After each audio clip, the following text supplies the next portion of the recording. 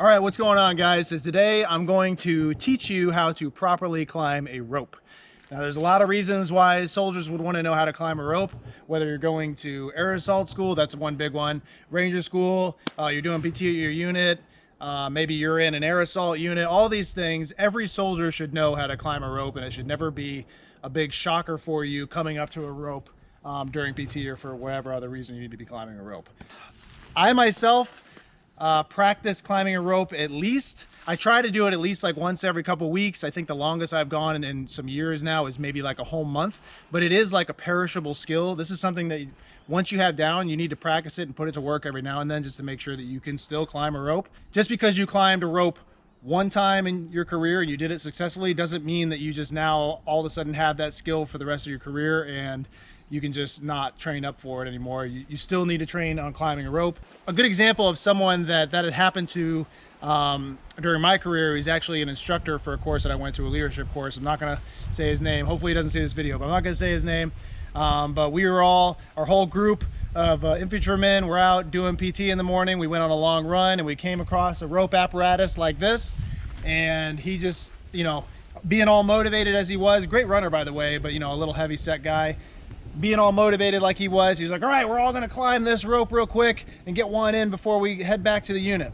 And he's the first one up there on the rope, and he gets on the rope and can't even get to the next notch up. And he actually tried really hard, got to give it to him. He got about like a third of the way up, maybe a couple feet, and then he actually fell off the rope, and it was the most awkward, most embarrassing thing, and you don't want that to happen to you, okay? So know how to climb a rope.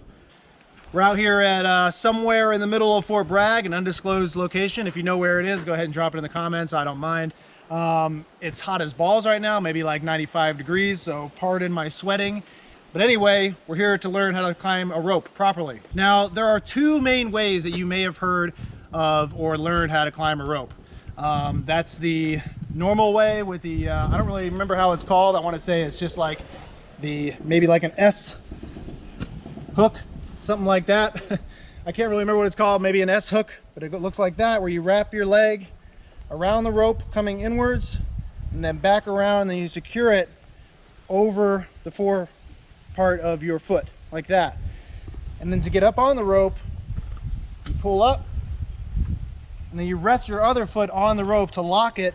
And now most of my weight on the rope is being held on this locking area. Actually, look, I could let go of the rope. I could let go of the rope for the most part.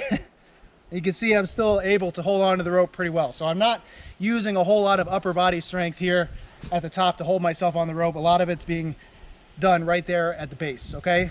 So that's what you need to be starting, that's how you need to be starting off.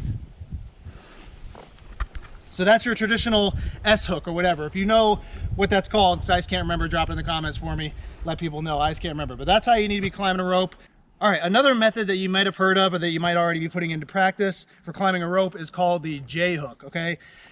This method is something you want to steer clear from, in my opinion. I'll let you know why more here in a little bit, but this is what it looks like when you're starting off. Your foot comes from the inside of the rope to the outside of your foot. Second foot will come underneath the rope and put the rope back onto the forefront of your foot, and then it will also help to secure the rope on your first foot here. So let me show you how that looks. See that? That's your J hook. Now the reason why I don't like to use the J hook is because one time during a course that I went to, it was Fries and Spies Masters at Fort Campbell. We had our initial test where you had to climb a rope. It was like a 15-foot rope you had to climb, and then you had to be able to come down a 15-foot and then a 60-foot rope and be able to come to a stop as you were sliding down the rope in case of some sort of emergency situation where you weren't able to reach the ground. All right, and one guy decided to use the J hook method on his way down the rope to stop himself. And because of the way the method works and it puts a lot of strain on your ankles, he actually broke his ankle right there, let go of the rope, fell onto his back, and needless to say, did not make it through the rest of the course. And who knows whatever happened to that guy. Maybe he might not even be in the Army anymore, but I'm sure he's afraid of ropes now. So don't use the J hook. It might seem like an easier option, but in reality it's not. It's more dangerous. You need to just get used to wrapping your leg around the rope like I showed you before with method 1, okay? So that's enough about the J-hook. Stay clear of the J-hook. So this is the method that I absolutely recommend. We're gonna go back to that. I'm gonna show you what it looks like. Make sure you put your hands as high up as you possibly can on the rope. That's gonna give you as much room possible for you to move your feet up and cinch your body up to give you that highest point of contact, giving you less work in the long run as you make your way up the rope, okay? So I'm reaching as high up as possible. I hold, I jump up. Now I've secured myself on the rope. Again, very little on the upper body. See this? Very little on the upper body. All right, now I straighten myself out as much as possible. I reach up as much as possible. And all I'm doing is loosening up my feet and slowly dragging it up and getting them as high as possible onto my next point of contact. All right, here we go.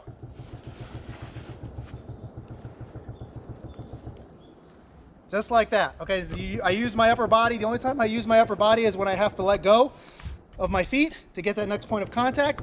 So obviously I want to do that as fast as possible. The faster you climb the rope, the less energy it's going to take for you to get up there.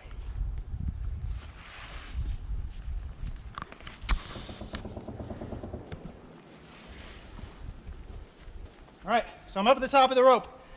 Now to get down, you don't want to just let go of your feet and start sliding down your hands. You're going to give yourself extreme burns on your hands if you do that.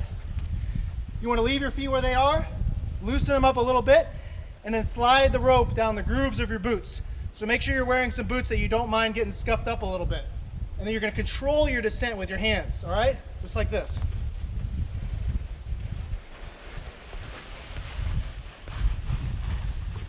And then you come down, nice and controlled. Once you practice that a few times, you can do it faster and faster, but the last thing you want to do is slide down using your hands, because this rope will screw your hands up. Okay, so again, there's a lot of reasons why you're going to want to know how to climb a rope. There's a lot of schools that require you to be able to do so, and really it's just a basic thing that every soldier in the Army should be able to handle. You should be able to get yourself up a 15-foot rope, no problem, okay? So make sure you're practicing that. Here at Fort Bragg, there's ropes, apparatuses all over the post. You can just add it into your PT schedule on your own, or suggest it as you're doing PT with your unit. And it's a good way to boost morale and you know, get things going during PT. So again, I showed you where your feet need to be and how your legs need to be wrapped around the rope. I showed you that your arms need to be as high up as possible when you begin, so that leaves you enough room to cinch your way up and get your highest point of contact for your next cinch with your feet. And the higher you go up, the least amount of energy you'll expel. And the faster that you do that, the less amount of time that you will have to rely on your upper body strength. Again, climbing a rope is not really an upper body strength exercise. It should be more of a controlled full body exercise, okay? Don't feel like you need to rely on your upper body strength. However, once you've mastered the rope climb in the way that I have showed you, then you can work up into being a complete badass and climbing a rope like this.